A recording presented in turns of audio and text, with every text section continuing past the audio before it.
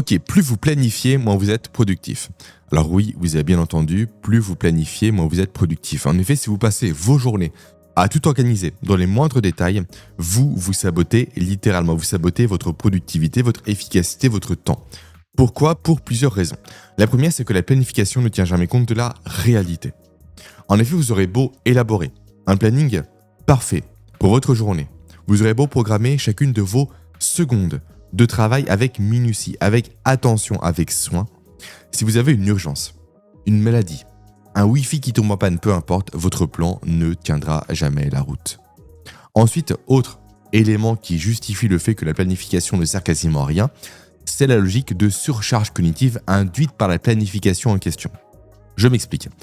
En fait, à trop penser à tous les détails, à toutes les méthodes, à toutes les tâches, votre cerveau finit par saturer. En effet, nous le savons notamment grâce aux travaux de George Miller, votre cerveau est incapable à son niveau de gérer simultanément plus de 9 informations. Et quand je dis 9, c'est la limite, on va dire extrême. En effet, Miller parle davantage, lui, à son niveau, de la loi du 7 plus ou moins 2. Donc entre 5 et 9 informations en même temps. Ainsi, surplanifier, c'est prendre le risque de dépasser les limites naturelles de sa mémoire de travail. Et donc, c'est prendre le risque à votre niveau de faire saturer votre cerveau en informations. Et faire saturer son cerveau, dit comme ça paraît presque anodin, presque basique, presque pas grave en quelque sorte. Sauf que faire saturer son cerveau, ça a des conséquences. Notamment, la conséquence de ruiner directement la capacité que nous avons à prendre des bonnes décisions. Également, la capacité que nous avons à être concentrés, à ne pas faire d'erreurs, à penser clairement. Autrement dit, à vouloir trop planifier, souvent on planifie mal. Et quand on planifie mal, on augmente le risque, tout simplement à notre niveau, de ne pas tenir compte des événements chaotiques potentiels qui pourraient survenir. Donc, on vient augmenter encore une fois une autre limite de la planification qu'on a vue précédemment, cette notion qu'elle ne tient pas compte de la réalité. Super. Après intervient un autre problème. Un problème cette fois-ci psychologique, on va dire, qui fut théorisé par Daniel Kahneman et par Amos Tversky en 1979. Donc ça ne date pas d'hier, c'était il y a 50 ans. À savoir simplement l'illusion de la planification. C'est comme ça que eux l'ont appelé. Et c'est un biais cognitif qui fait que le cerveau humain, et ça c'est général, c'est propre à tout le monde, a naturellement tendance à sous-estimer systématiquement le temps et l'énergie qu'un projet va lui demander. Et quand je parle de sous-estimation, ce n'est pas léger, ce n'est pas insignifiant, c'est conséquent. En effet, plusieurs études ont démontré que la sous-estimation en question va de 40 à 60% de marge d'erreur. Autrement dit, pour rendre ça plus concret, si vous prévoyez de faire un projet en 10 heures, il y a de grandes chances pour que ce projet vous prenne 14 heures ou 16 heures pour être réalisé. Donc, résultat, là encore, la planification ne fait pas sens, ne tient pas la route. Et de surcroît, ce décalage de temps non prévu va forcément impacter le reste des planifications que vous aurez fait au préalable. Donc on arrive sur une cascade de décalage de tâches qui ne tient pas la route, encore une fois, en réalité. Et enfin, dernier élément à prendre en compte par rapport à ça, qui explique encore une fois pourquoi la planification à outrance ne fonctionne pas, c'est le fait que l'on va s'exposer en planifiant trop à une logique de surcharge de décision. Je m'explique. En fait, le fait de trop détailler les tâches que l'on veut faire pour bien les planifier fait que l'on va s'exposer naturellement à un risque. Le risque de multiplier les choix que nous avons à faire à l'échelle de la journée pour être efficace et pour respecter le planning que l'on s'est imposé. Donc on va constamment se demander quelle tâche ai-je à faire en priorité par rapport à tel projet. À quelle heure vais-je devoir la commencer pour être sûr de tenir la deadline qui m'est imposée? Pendant combien de temps vais-je devoir faire cette tâche pour être efficace? Et en fait, toutes ces questions-là vont induire des décisions à prendre. Décisions à prendre qui vont s'ajouter à la charge mentale dont on a parlé précédemment. Et donc, vous allez vous retrouver, vous, avant même la fin de la journée, à cause de tout cela, avec un cerveau qui va être épuisé. Épuisé d'avoir eu autant de décisions à prendre. Et ça, ce phénomène, il est connu en science. Et notamment, il est très bien décrit par les travaux de Roy Baumeister, qui a démontré que la motivation agit comme un muscle. Et en fait, un muscle, à force de l'utiliser, de s'en servir, de l'exploiter, il se fatigue. La motivation, c'est exactement pareil. Ces réserves ne sont pas illimitées, mais bel et bien limitées. Donc, conclusion de tous ces constats que nous venons de faire. La planification à l'extrême crée un étau cognitif. La planification à l'extrême surcharge votre cerveau, génère des frictions à chaque imprévu et vous enferme dans des plans qui sont irréalistes et ruinent également de surcroît votre énergie décisionnelle. Ainsi, je le répète, mais au moins c'est clair pour vous, à force de trop planifier, paradoxalement, vous augmentez vos risques d'échec. Et là également, encore une fois, une étude vient le confirmer. Confirme le fait que seuls 33% des plans sont exécutés comme prévu. Dit autrement, 66% des plans ne sont jamais suivis. Donc, à ce stade, à votre niveau, vous vous demandez potentiellement, est-ce qu'il y a une solution ? Y a-t-il une alternative scientifique à cette obsession pour la surplanification ? Bonne nouvelle, c'est le cas. La science confirme effectivement qu'il y a des façons de mieux faire, une meilleure voie, une meilleure façon de s'organiser. Et notamment, et c'est ce qu'on va détailler maintenant ensemble, le fait de privilégier ce qu'on appelle la flexibilité cognitive à la surplanification excessive. Autrement dit, le fait d'apprendre à improviser stratégiquement pour être plus efficace. Et toutes les personnes ultra productives fonctionnent de cette façon-là et excellent dans cette capacité à justement, on va dire, switcher rapidement de méthodes, de solutions pour atteindre leur but, plutôt que de s'obstiner sur un plan qui est rigide, figé et encore une fois irréalisable. Avant de voir le plan à suivre précisément en détail, on va détailler ensemble ce qu'est cette logique de flexibilité cognitive. Pourquoi elle est si importante ? C'est une fonction qui est dite exécutive, qui se trouve au niveau du cerveau, précisément au niveau du cortex préfrontal, qui explique à quel point le cerveau humain est capable en fait de faire preuve d'ajustement face à un changement, face à une situation, face à un contexte. Donc c'est la capacité que nous avons, nous, à changer de plan pendant qu'on exécute le plan. Donc une personne qui a développé par l'expérience, par l'empirisme, par le test, par la récurrence, une bonne flexibilité cognitive est une personne qui peut effectivement trouver rapidement des nouvelles solutions face à un imprévu, face à un contexte qui change, qui peut faire preuve de créativité, d'innovation, mais qui pour autant reste avec le même objectif final. Elle veut atteindre ce but, sauf qu'elle va constamment changer de plan pour l'atteindre plus efficacement, pour s'adapter simplement aux aléas, aux imprévus, à la réalité. Un peu comme un GPS. Un GPS, on fixe la destination finale et c'est le GPS après qui nous dit, selon les travaux, les embouteillages, quel est le chemin le plus adapté pour justement arriver à l'heure au point donné. Et ça, cette façon de faire, je lui ai donné un nom. Le nom d'improvisation stratégique. Voyons quels sont les ingrédients nécessaires pour mettre en place cette improvisation stratégique à votre niveau. Premier élément, le fait d'arrêter d'opposer l'intuition et la raison. Comme si tout analyser équivalait à tout prix à foncer aveuglément sans écouter, on va dire, la petite voix qui est en nous. Arrêter d'opposer l'intuition à la raison. Comme si tout planifier excluait par nature le fait d'écouter la petite voix parfois qui est au fond de nous. Et là, pour vous expliquer à quel point, encore une fois, c'est important de tenir compte également de cette notion d'intuition, je ne peux que vous parler des travaux du psychologue Gert Gienzer, qui est spécialiste notamment de la prise de décision et qui a démontré simplement que les instincts peuvent être tout aussi fiables, voire supérieurs, qu'aux analyses longues, compliquées et structurées. Pourquoi ?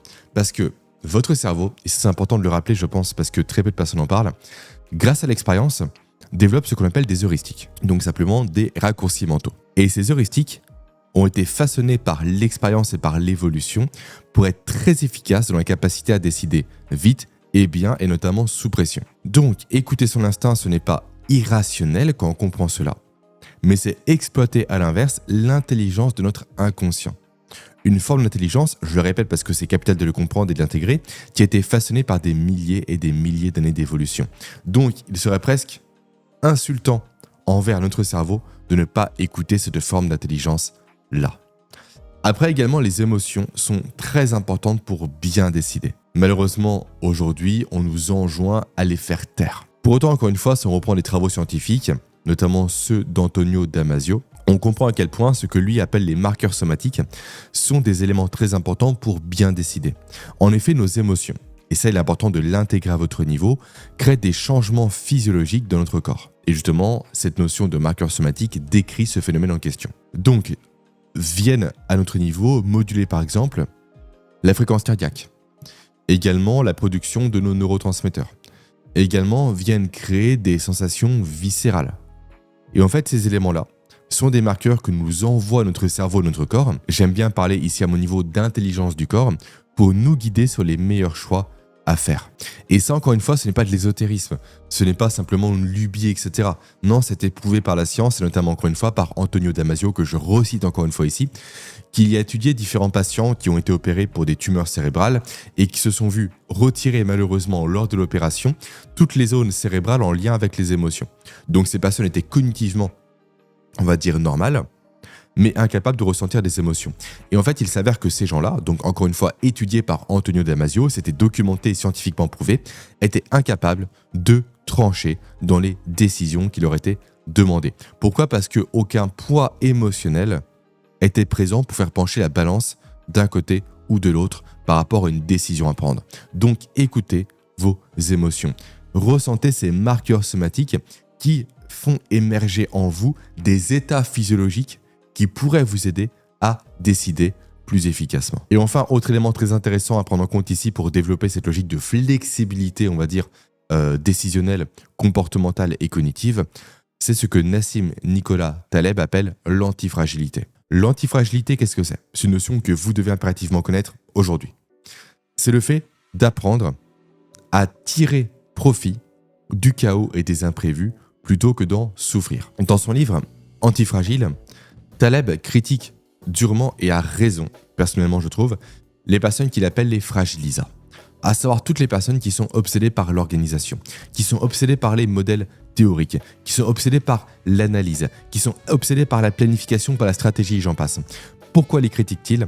Parce qu'à force de vouloir constamment éliminer toute incertitude, ils finissent par devenir totalement fragiles. En effet, comme je l'ai déjà évoqué, la vie est incertaine. La vie est composée constamment d'événements chaotiques, de ce que Nassim Nicolas Taleb appelle des signes, donc l'animal, des signes noirs, qui sont des événements imprévus majeurs. Le Covid en fut un, le 11 septembre en fut un.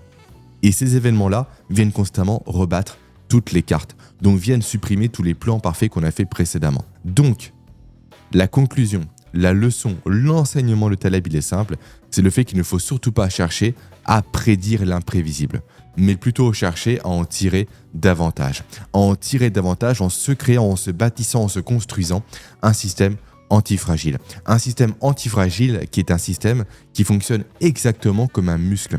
Un système qui vient se renforcer quand on le stresse, quand il est soumis à des contraintes, à des événements chaotiques et incertains. Soit tout le contraire d'un système trop planifié qui lui ne va tolérer aucun choc, aucune incertitude et qui va s'écrouler à la moindre perturbation. Donc tout ça pour vous dire que la science est juste unanime sur le sujet.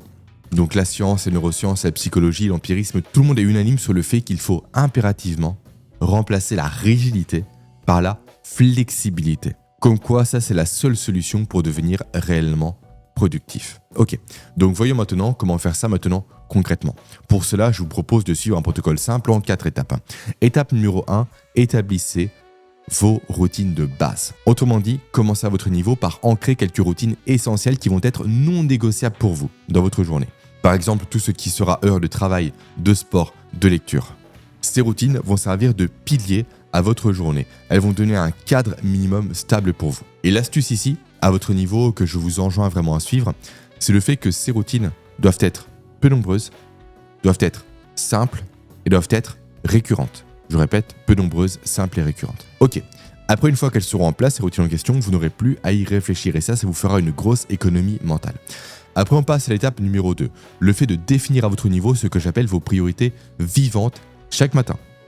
C'est-à-dire qu'au lieu de chercher à rédiger un planning heure par heure, minute par minute, identifiez plutôt 2 à 3 priorités cruciales de la journée, celles qui auront le plus de valeur. Priorités qui doivent être pensées, encore une fois, de façon vivante.